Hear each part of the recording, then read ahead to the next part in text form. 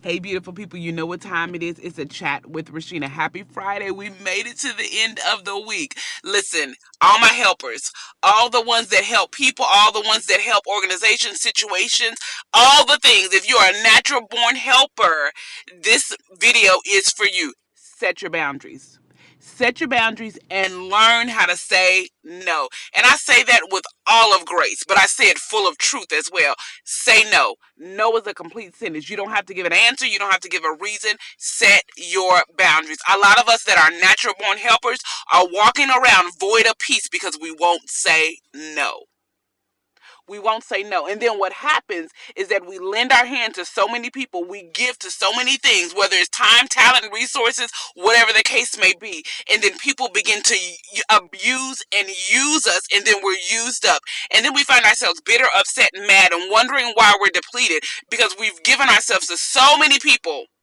We're Marthas when we should be Mary sitting at Jesus' feet. Set your boundaries. Say no. It is okay.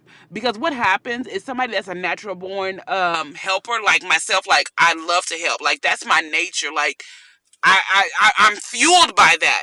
But here's what's happened in the past. I'm fueled by it.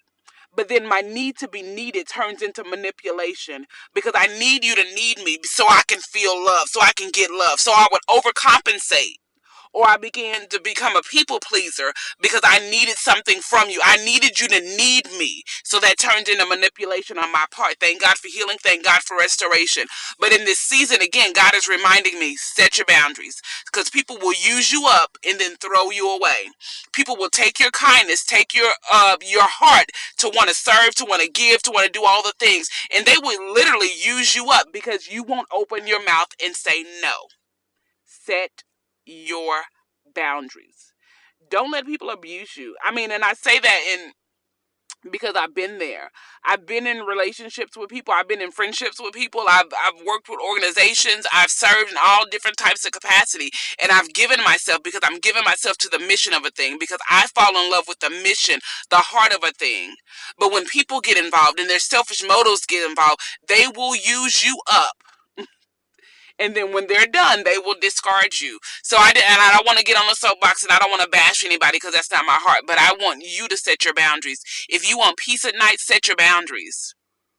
And I know it's hard for us because when we say no, we feel bad that we're saying no. But here's the thing: a lot of times we become crutches for people.